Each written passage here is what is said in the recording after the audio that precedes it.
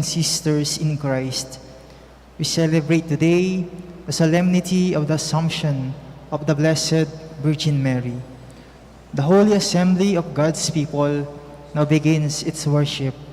Let us greet Christ in the person of our priest as we join the choir in singing the entrance hymn. Please stand.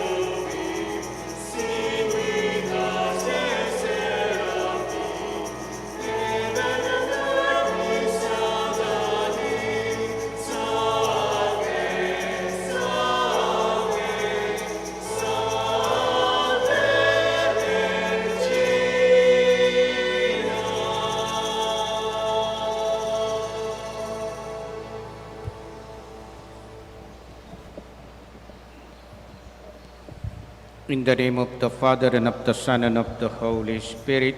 Amen. The Lord be with you. And with your spirit. Today, we celebrate the solemnity of the Assumption of the Blessed Virgin Mary. November 1, 1950, Pope Pius XII formally proclaimed in his Apostolic Constitution Munificentissimus Deus, the dogma of Mary's Assumption into heaven, both body and soul. God willed that Mary should be exempted from the corruption of the body because of her unique privilege as immaculately conceived. And so Mary, closely associated with all the mysteries of Jesus' life, now shares in his glorification.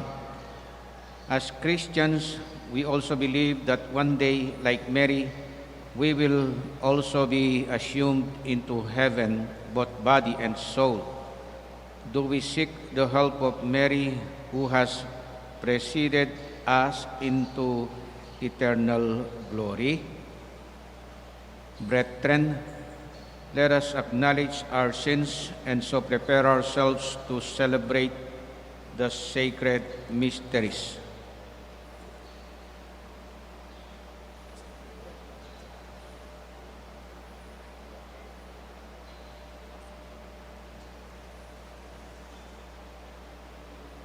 Altogether, I confess to Almighty God and to you, my brothers and sisters, that I have greatly sinned in my thoughts, in my words, in what I have done, and in what I have failed to do.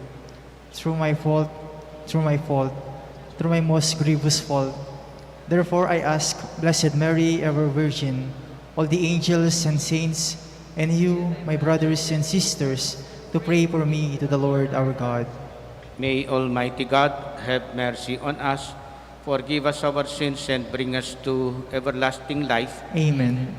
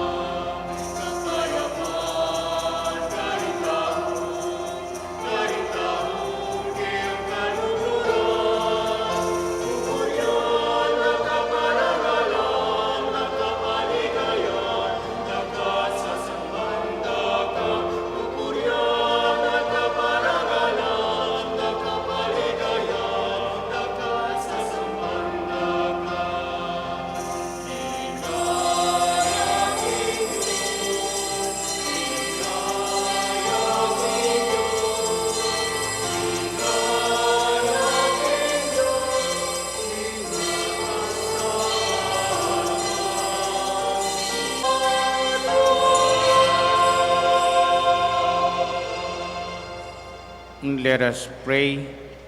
Let us include in our prayers for the thanksgiving of the families residing at Santa Monica and all the Chapel Pastoral Council officers and members.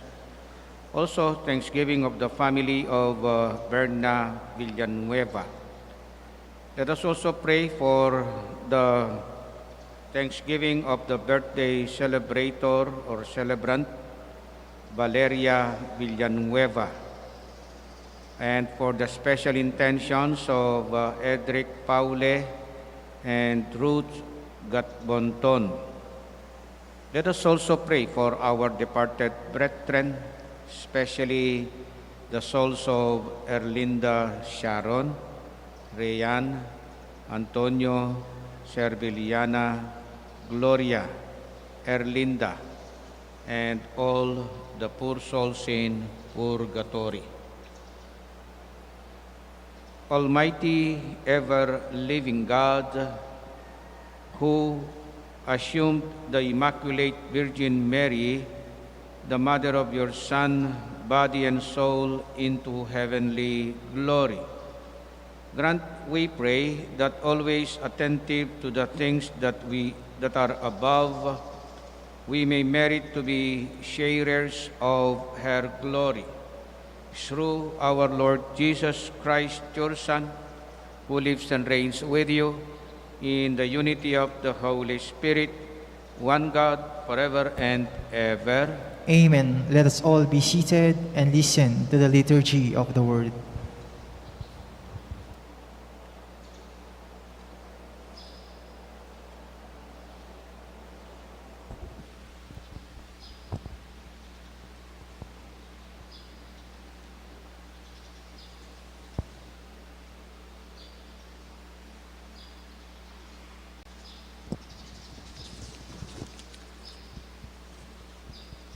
A reading from the book of Revelation. God's temple in heaven was opened, and the ark of his covenant could be seen in the temple. A great sign appeared in the sky: a woman clothed with the sun, with the moon under her feet, and on her head a crown of 12 stars. She was a child and wailed aloud in pain as she labored to give birth. Then another sign appeared in the sky. It was a huge red dragon with 7 heads and 10 horns, and on his heads were 7 diadems. Its tail swept away a third of the stars in the sky and hurled them down to the earth. Then the dragon stood before the woman about to give birth, to devour her child when she gave birth. She gave birth to a son, a male child, destined to rule all the nations with an iron rod. Her child was caught up to God and his throne. The woman herself fled into the desert, where she had a place prepared by God. Then I heard a loud voice in heaven say, "Now have salvation and power come, and the kingdom of our God, and the authority of his anointed one." The word of the Lord. Thanks be to God. The Queen stands at our right hand, arrayed in gold. The Queen stands at your right hand, arrayed in gold. Hear, O daughter, and see, turn our ear, forget your people and your father's house. The Queen stands at your right hand, arrayed in gold. So shall the King desire your beauty, for he is your Lord. The Queen stands at your right hand, arrayed in gold. They are borne in with gladness and joy. They enter the palace of the King. The Queen stands at your right hand, arrayed in gold.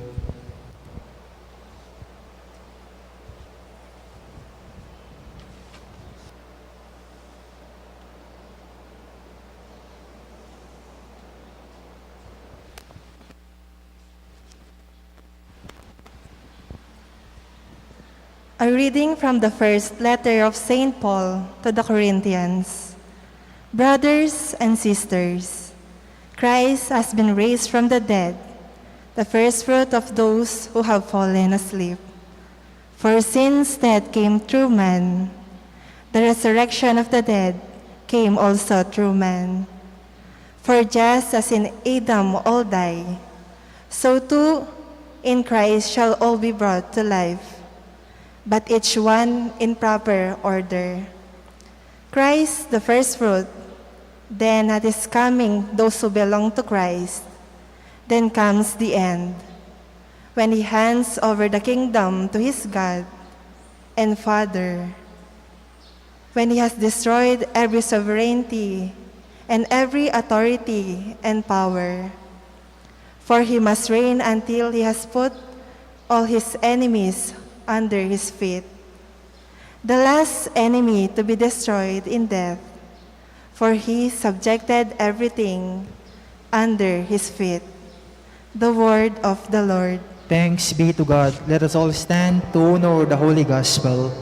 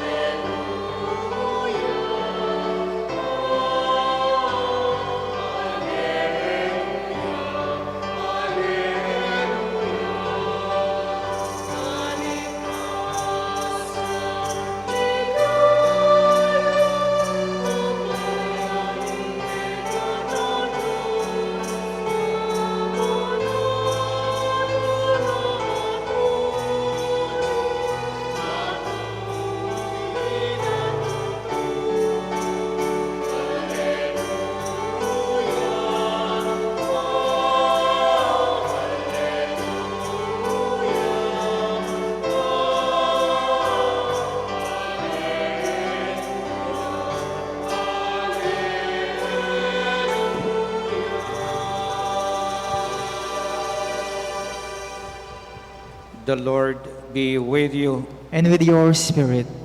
Proclamation of the Holy Gospel according to Saint Luke. Glory to you, O Lord.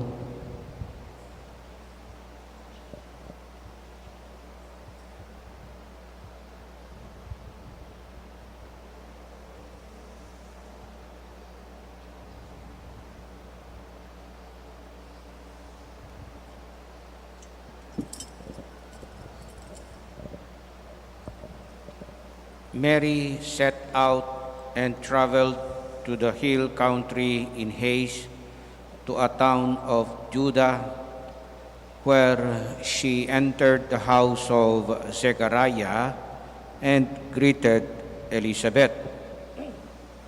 When Elizabeth heard Mary's greeting, the infant leaped in her womb, and Elizabeth, filled, the sound of your greeting reached my ears. The infant in my womb leaped for joy. Blessed are you who believed that what was spoken to you by the Lord would be fulfilled. And Mary said, my soul proclaims the greatness of the Lord. My spirit rejoices in God, my Savior, for he has looked upon his lowly servant. For from this day all generation will call me blessed. The Almighty has done great things for me, and holy is his name. He has mercy on those who fear him in every generation. He has shown the strength of his arm and has scattered the proud in their conceit. He has cast down the mighty from their thrones and has lifted up the lowly. He has filled the hungry with good things, and the rich he has sent away empty. He has come to the help of his servant Israel, for he has remembered his promise of mercy, the promise he made to our fathers, to Abraham and his children forever. Mary remained with her about 3 months and then returned to her home. The good news of our salvation. Praise to you, Lord Jesus Christ. Let us all be seated and listen to the homily. Magandang umaga po. Magandang umaga po, Among. Pinagdiriwang ng simbahan ngayon ang kapistahan o solemnidad ng pagkadala o assumption, pagpasok ni Maria sa langit, katawan at kaluluwa, body and soul. So the assumption of the Blessed Virgin Mary, body and soul. So umakyat siya sa langit o iniakyat siya sa langit, hindi lamang ang kanyang kaluluwa kasama ang kanyang katawan. May kwento po kasi dito kaya nagkaroon ng ganitong pananaw. Nung mamatay si Mama Mary, isang alagad ang absent at lagi namang absent si Tomas. Thomas was absent ni Mama Mary. Pinakiusap niya na buksan ang kanyang libingan. Ayun, nung buksan ang kanyang libingan, wala ang katawan ni Mama Mary. Ang kanilang nakita ay mga bulaklak ng rosas na mga mababango. Kaya, so nag-conclude ng mga alagad, ang mga nakakitang alagad noon, na ang katawan ni Maria ay dinala sa langit. So, yun po ang conclusion nila. Kaya mula noon, nagkaroon sila ng tinatawag na solemnity o celebration every year sa pag-akyat sa langit ni Mama Mary. Wala nga lang silang exact date noon. Dapat silang talagang inilagay na araw o date. Ngayon, ang tanong, baka kwento-kwento lang yun. Ano ang dahilan ng simbahan na talagang umakyat sa langit o dinala sa langit ang katawan ni Mama Mary? Meron po tayong nakikitang parang kung susurihin mo, pagbibigay ng kahalagahan kay Mama Mary. Una, yung treatment ng Diyos kay Mama Mary. Kung susurihin mo, si Maria ay pinili. Hindi lamang nung siya ay hikayatin maging ina ni Jesus. Sabagay, doon sa incidenting yun, ang ganda ng sinasabi ni Angel Gabriel nung hikayatin siyang maging ina ni Jesus. Ang sabi niya, Hail Mary, full of grace, the Lord is with you. Blessed are you among women. No? Parang yun din ang sinabi at talagang sinabi rin ito ni Elizabeth kay Maria. So, pinagpala ka Maria. Ikaw ay napupuno ng grasya. You are full of grace. So, yung palang kataga ng anghel na ito, makikita mo ang treatment ng Diyos kay Maria. Kaya, yun, pinaniniwalaan din natin na kung gano'n ang treatment ng Diyos, special ang treatment ng Diyos kay Maria, kaya paniniwala ng simbahan, iniakyat ang katawan niya. Yun ang sa unang dahilan. Pangalawang dahilan, nakikita natin na kung special ang treatment niya, sigurado tayo at naniniwala tayo na ang ating mahal na ina ay inihandang mabuti ng Diyos na siya'y isilang ng walang bahid kasalanan.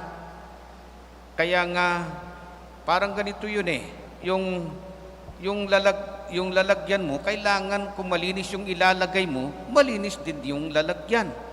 Kung lalagyan mo siya ng malinis na tubig yung baso, kailangan linisin mo muna yung baso. No? Ganun ang ginawa na paniniwala natin, ng conclusion natin na yun ang ginawa ng Diyos kay Mama Mary. Kaya nga meron pa tayong isa pang pagdiriwang sa Kanya, yung Kanyang paglilihi, ang Kanyang pagkalihi, nang ipinaglihi ni Santa Ana si Maria. Pinagdiriwang din po natin ito every December 8. Ang tawag natin dito ay Immaculate Conception. Hindi si Maria ang naglihi, kundi si Maria ang ipinaglihi.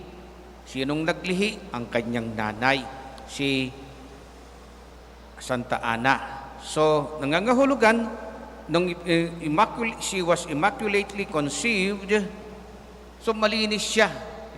Ipinaglihi siya ng malinis ng kanyang ina.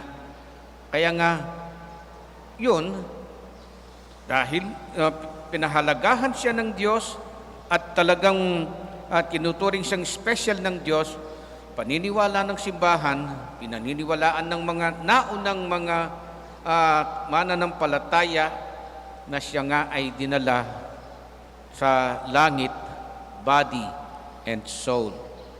Ngayon, ano ang epekto nito sa atin? Oh, yes, I believe that. You also believe that. You believe that Mama Mary is now in heaven, body and soul. Ano ang epekto nito sa ating pananampalataya? Malaki. Anong kanyang epekto? Kung si Mama Mary ay tinuturing nating nanay at itinuturing niya tayong anak, kung meron tayong debosyon sa Kanya, sigurado at pinaniniwalaan natin na hindi niya tayo pababayaan. So meron na tayong tagapagtanggol, meron na tayong parang padrino sa langit. Kaya nga, dito pumasok yung slogan na to Jesus through Mary. Yung slogan na yon. At tapos kapag dinadasal natin yung ating papuri kay Mama Mary, yung second part ay Holy Mary, Mother of God, pray for us sinners, now and at the hour of our death. Amen. So, sa dasal na yon, tinuturing natin na si Maria ang magtatanggol sa atin, hindi lamang sa ating buhay sa kasalukuyan hanggang sa ating kamatayan, pagpasok sa langit.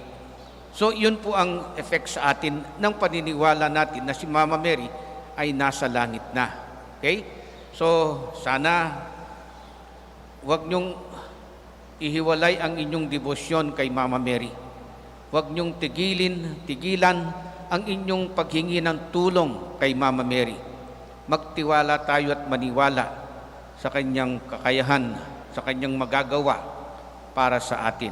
So that is the first reflection. Second reflection, titingnan natin yung ikalawang bahagi ng ating ebanghelyo, yung kanta ni Maria. My soul proclaims the greatness of the Lord. My spirit rejoices in God, my Savior.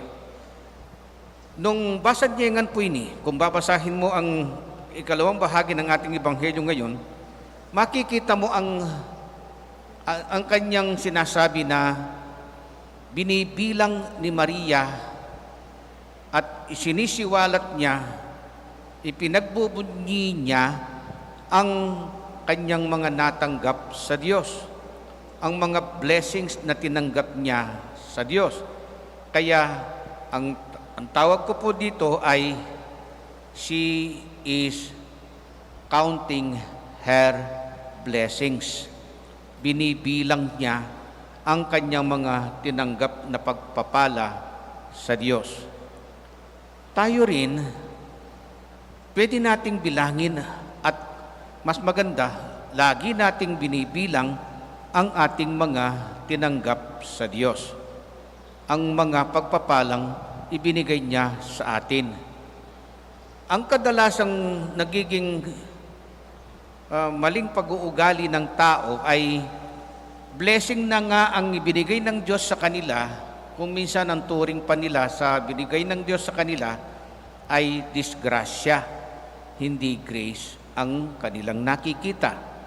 Magbigay tayo ng halimbawa sa mga taong positibo at negatibong pananaw. 2 katao, binigyan sila ng tig-iisang basong soft drinks. At yung soft drinks o yung baso, merong maraming yelo, ice. Ngayon, yung isa, ang reaction niya ay negative. Sabi niya, aro, karakal na yelo, maglasan niyang danungkan yan. Nga na, negative yung reaction na. Lalasan niyang danungkan niya ng soft drinks, uling karakal na yelo. Itang metong, positive in kayang reaction. Nga na, ay karakal na yelo, kanyama na kanyan. Marimlayang in ka na kung soft drinks. Positive reaction. Nasa sa atin kasi yan eh. Nasa sa yung reaction kung paano mo titingnan yung nangyari at nangyayari sa iyong buhay. Kaya sigurado kapag tinitingnan mo na blessings ang lahat ng nangyayari sa iyo, siguradong lalo kang pagpapalain. Lalo kang makakapagsabi sa Diyos ng, thank you Lord for this grace. Thank you Lord for these blessings. Sigurado, lagi mong masasambit yon dahil nga nakikita mo ang lahat ng mga nangyayari sa iyo ay full of blessings. So yun po ang ating tingnan sa sarili ngayon. Sana gayahin natin si Mama Mary na kapag awit pa siya, nakapag-compose pa siya ng isang awitin dahil nga nakita niya na pinuno siya ng pagpapala ng Diyos. Amen.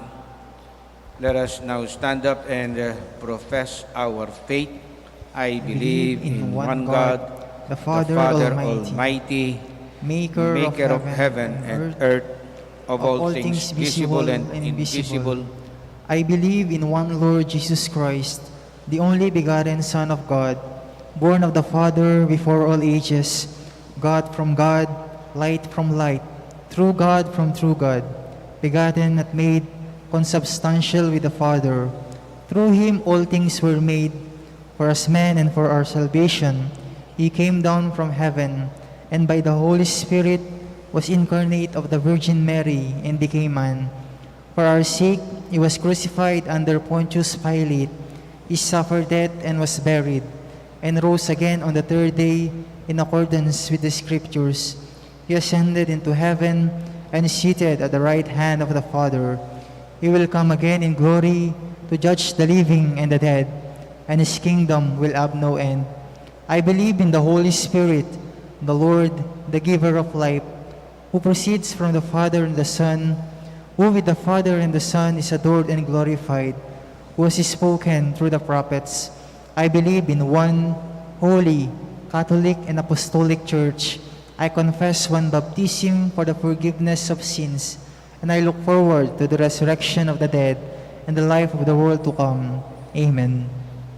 Prayers of the faithful.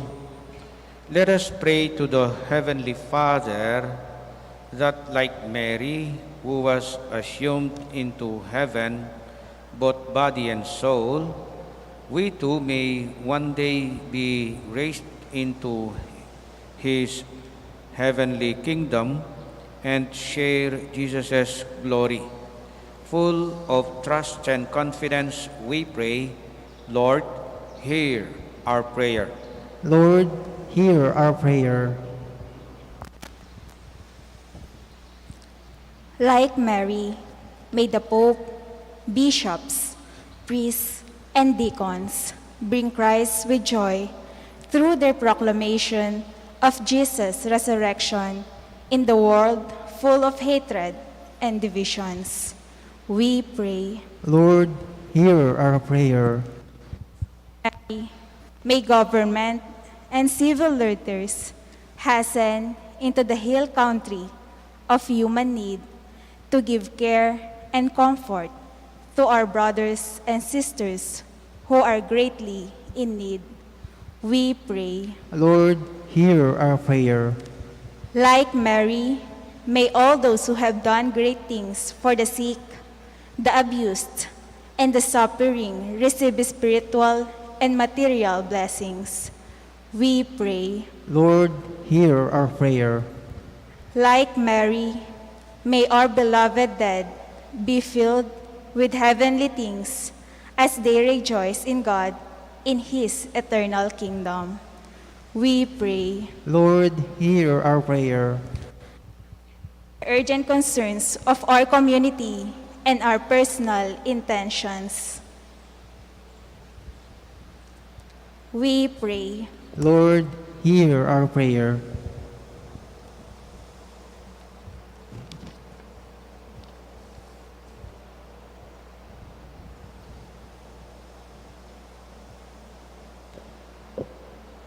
Father, receive our prayers and sanctify your church as we celebrate today the assumption of your Son's mother into your heavenly kingdom.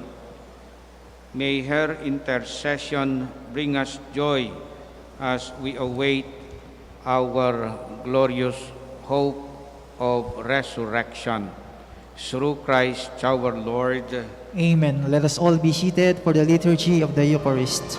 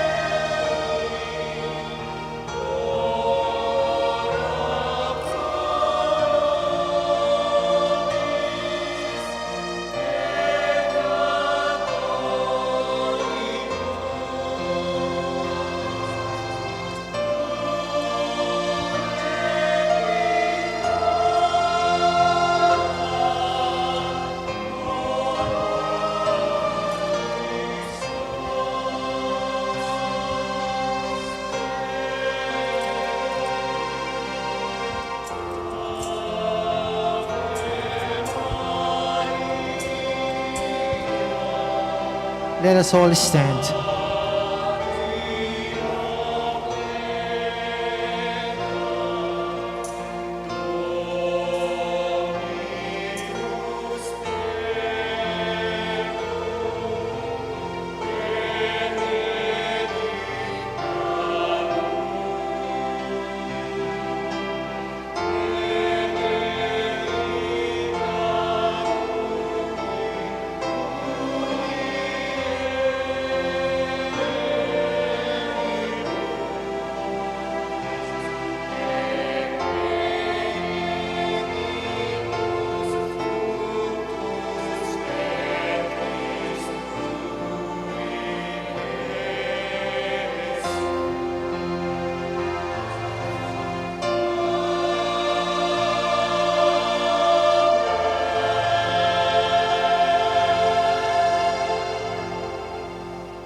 Pray, brethren, that our sacrifice, this bread and wine, may be acceptable to God, the Almighty Father.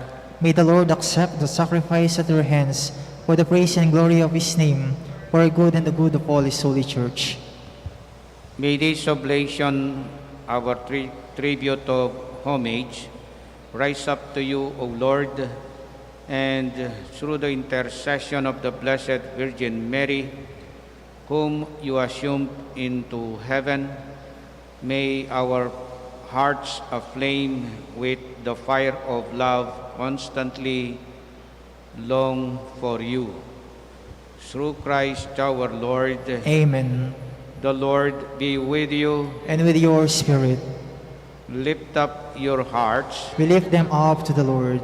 Let us give thanks to the Lord our God. It is right and just. It is truly right and just, our duty and our salvation, always and everywhere to give you thanks, Lord, Holy Father, Almighty and eternal God, through Christ our Lord. For today, the Virgin Mother of God was assumed into heaven as the beginning and image of your church coming to perfection, and a sign of sure hope and comfort to your pilgrim people. Rightly, you would not allow her to see the corruption of the tomb, since from her own body she marvelously brought forth your incarnate Son, the author of all life. And so, in company with the choirs of angels, we praise you, and with joy we proclaim.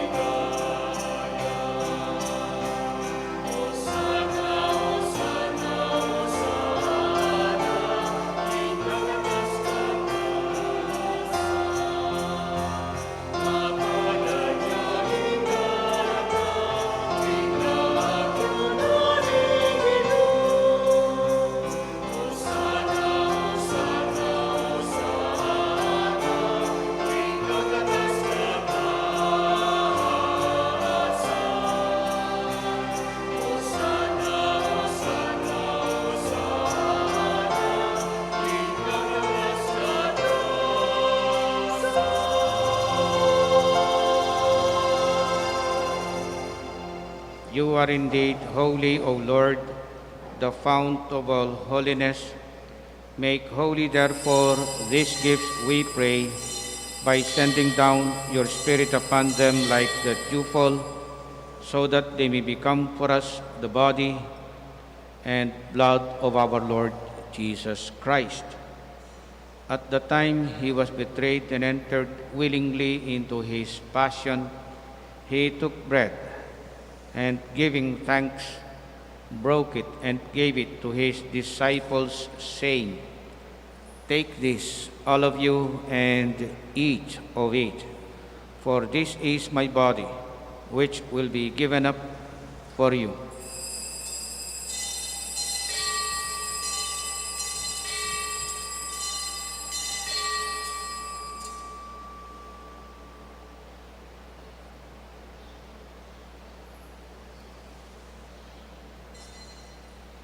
In a similar way, when supper was ended, he took the chalice, and once more giving thanks, he gave the chalice to his disciples, saying, "Take this, all of you, and drink from it, for this is the chalice of my blood, the blood of the new and eternal covenant, which will be poured out for you and for many, for the forgiveness of sins.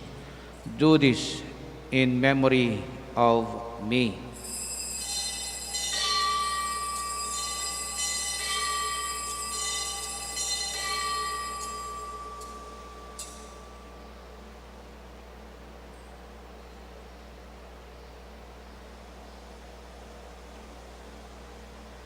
The mystery of faith.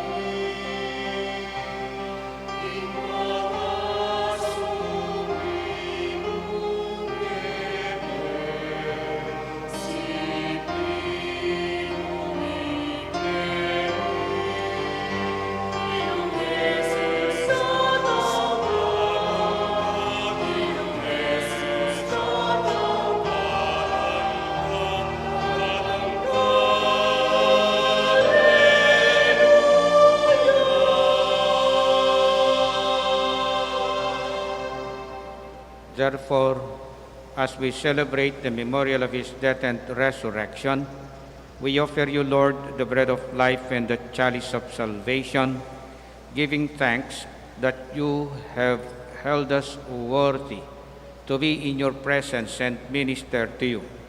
Humbly we pray that, partaking of the body and blood of Christ, we may be gathered into one by the Holy Spirit. Remember, Lord, your church spread throughout the world and bring her to the fullness of charity, together with Francis our Pope and Florentino our Archbishop and all the clergy. Remember also our brothers and sisters who have fallen asleep in the hope of the resurrection, and all who have died in your mercy. Welcome them into the light of your face.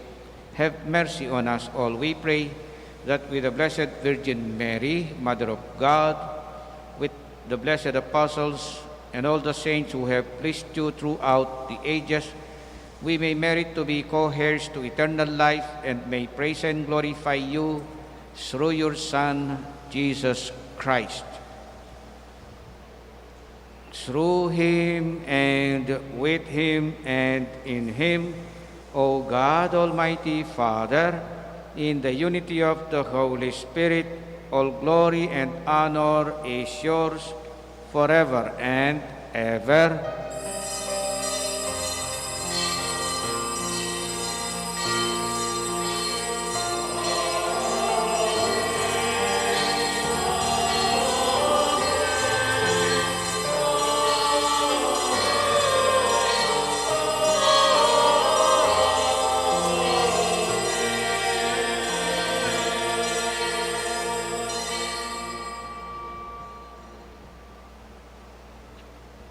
May pagsusuri po na ang ugali ng magulang kadalasan nakukuha ng mga bata.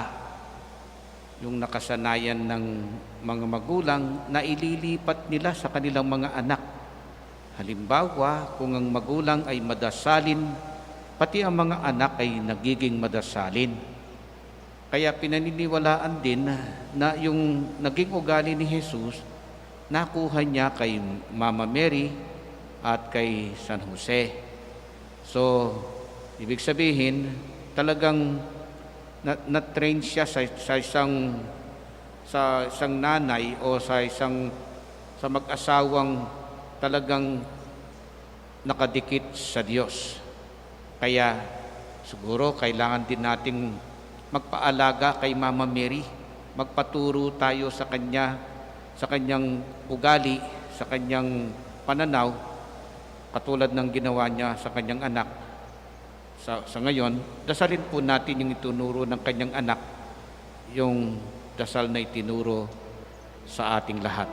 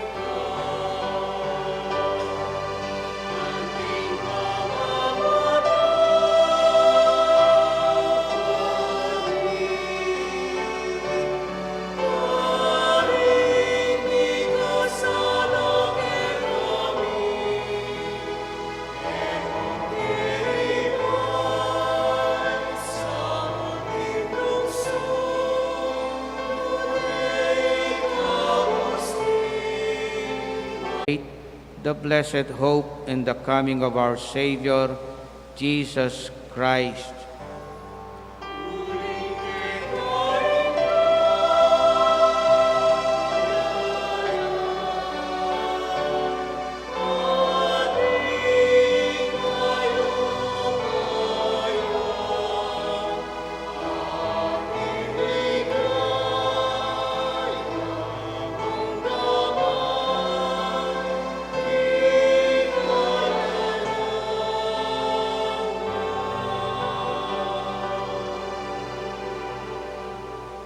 Lord Jesus Christ, who said to your apostles, "Peace I leave you, my peace I give you," look not on our sins but on the faith of your church, and graciously grant her peace and unity in accordance with your will, who live and reign forever and ever. Amen. The peace of the Lord be with you always. And with your spirit. Let us offer each other the sign of peace.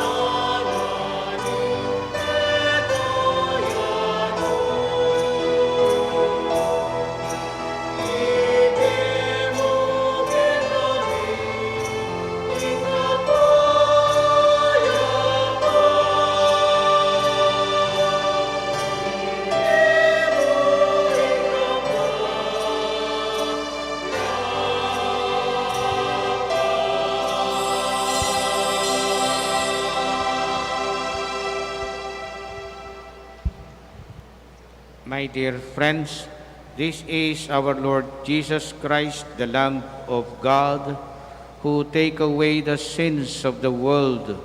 Happy are we who partake to his banquet. Lord, I am not worthy that you should enter under my roof, but only say the word, and my soul shall be healed.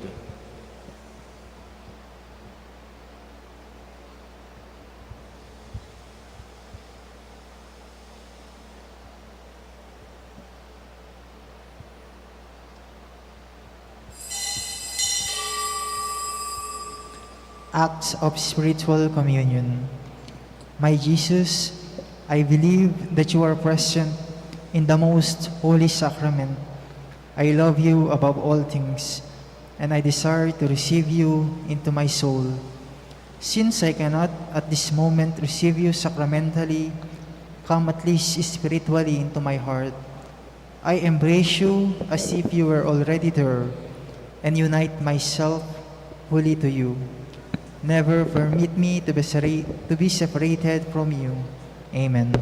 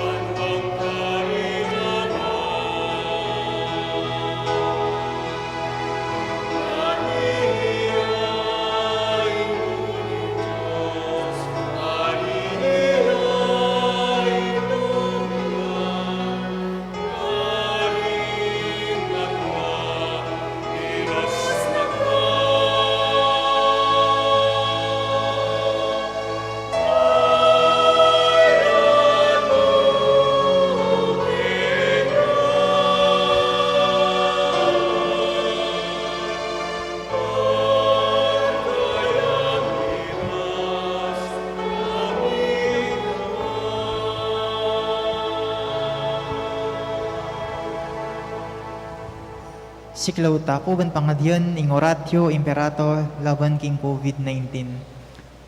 O mapamakalulu ang pon mapagmalasakit ay pami, lalapit kami keho, kaniting masipit a pamangailangan mi. Adwan mi keho ing kambilan at ingatan mo kami, laban king COVID-19. Amigdalang dakal akasakitan kaya kami, at may kakamateno karing dakal a tao. Adwan mi ngayni kaya ing balikdan mo kaming mitmong lugod, at yachat may kaya kami ing makaulo mong gamat. Ing takot mi king sakit at kamatayan, alilan mong kapanayan. Pasiknangan mo ing kasalpantayanan mi, at palusukan mo ing masabal mi, king metong at metong. Ipanalangin mi ang tabayanan mo lo, ring taong mitutukan maninton panulo, para kaniting makayawang sakit, at mampuat king pangakalat no. Bendisyonan mo ing sablang pamagkapilit mi, ban mapupus na iting pandemyo, king bansami. Ipanalangin mila ring doktor, narsis, at ing sablang lilingop karing misalunan, ban makasuyula karing masakit, kambening beluan at masabal. Pagkalaman mo lang kabulasan, king kaisipan at katawan. Pasiknangan mo ing pamagtagulaling ding sarili ro, king pamaglingop karing masakit. E mula paborin miyawo, kaniting sakit.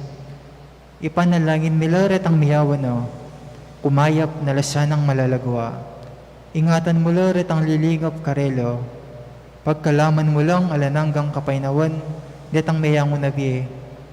Pagkalam mo kaya kami ang grasya mo, kareting masakit a panawon, pan magwabra kaming miyabe-yabe, para king kakayap ding sabla, at ban makasawp kami karetang mangailangan at pakakalulo. Manan na sana, pahuli ning masabal at pamagmalasakit mi para king metong at metong, ikabyos kami ngalang kasasakulan kaniting krisis, layon tayra na kami king pamagbayong loob at kabanalan. Itiyaduan mi king kapamilatan ng Kristong ginumi. Amen. Lalam na po ning kayampunan mo, magsakdal kaming magkanlong, o kabanal-banalan na induning Diyos. E musana pisawiling aklis mi keko, king kagulangan mi.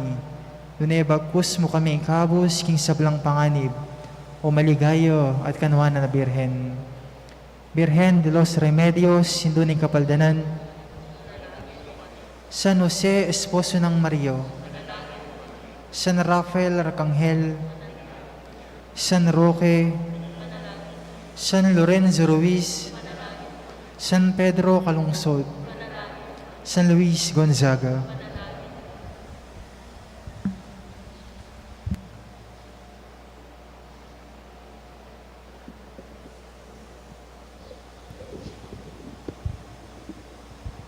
Let us pray. Let us all stand.